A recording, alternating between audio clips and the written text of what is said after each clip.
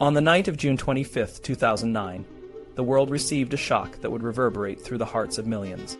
Michael Jackson, the king of pop, was found lifeless in his bed, his body cold and still.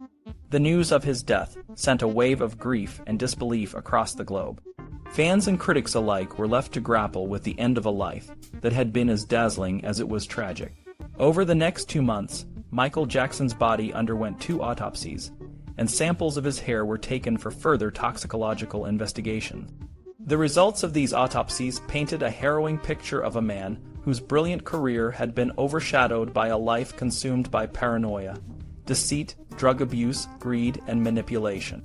They raised many questions about what really happened to Michael Jackson, and who was responsible for his death. To understand the man behind the legend, we need to look back at the journey that led him to that fateful day in June 2009. Michael Jackson was born on August 29, 1958, in Gary, Indiana, into a family of 10. His father, Joe Jackson, was a strict and often brutal man who worked as a crane operator but harbored dreams of musical stardom. Joe's own musical aspirations were never realized, but he saw potential in his sons and began grooming them from a young age. Michael and his brothers, Jackie, Tito, Jermaine, and Marlon, were forced to practice rigorously, often under the threat of physical punishment. Joe's methods were harsh, and Michael, being the youngest, often bore the brunt of his father's discipline. Despite the trauma, the boys' talent was undeniable, and they began winning local talent shows, eventually forming the Jackson 5. The Jackson 5's rise to fame was meteoric. They won the Apollo Theater's amateur contest in 1967, and soon caught the attention of Motown Records.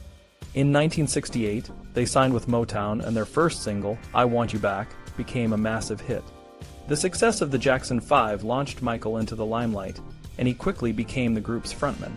His performances were electrifying, and his voice was a blend of soul and sweetness that captivated audiences. As the Jackson 5's popularity grew, so did Michael's fame, and he began to emerge as a solo artist in his own right. In the early 1980s, Michael Jackson released his solo album, Thriller, which became the best-selling album of all time. The album produced hit after hit, including Billie Jean, Beat It, and the title track, Thriller. The success of Thriller made Michael Jackson a global icon, and he was hailed as the king of pop. His music videos, particularly the groundbreaking 14-minute video for Thriller, revolutionized the music industry and cemented his status as a cultural phenomenon. For a time, it seemed as though nothing could stop Michael Jackson from reaching even greater heights. However, the pressures of fame and the relentless public scrutiny began to take a toll on Michael. His relationship with his father, Joe, remained strained, and the memories of his childhood abuse haunted him. Despite his success, Michael struggled with his identity and his place in the world. He began to withdraw from public life, creating his own world at Neverland Ranch, a sprawling estate he purchased in 1987. Neverland was a place where Michael could be a child again, with its amusement park, zoo, and arcade. It was a sanctuary, but it also became a source of controversy and scandal. In the 1990s, Michael Jackson's life took a dark turn. He faced allegations of child sexual abuse in 1993, which devastated his reputation and led to a lengthy and highly publicized investigation. Although the charges were never proven in court, the accusations left a lasting stain on his legacy. The legal battles and media scrutiny took a toll on Michael's mental and physical health. He became increasingly isolated and turned to prescription medications to cope with the stress and pain. His dependency on drugs grew, and he began to look gaunt and frail. Despite the scandals, Michael continued to perform and release music. In 2005, he faced another round of child sexual abuse allegations, leading to a criminal trial that ended in his acquittal. However, the trial further damaged his reputation and financial standing. By 2007, Michael was living in a rented mansion in Las Vegas, far removed from the opulence of Neverland. His financial troubles were mounting, and he owed millions in debts. His spending habits were out of control, and he was often seen as a figure of pity and ridicule in the media. In the final years of his life, Michael Jackson was planning a comeback. He had secured a deal to perform a series of concerts in London, titled This Is It. The pressure to deliver a spectacular performance and regain his former glory was immense. To prepare for the shows, Michael worked tirelessly, often pushing himself to the limit. His health was deteriorating, and he relied heavily on a team of doctors and medical professionals to keep him going.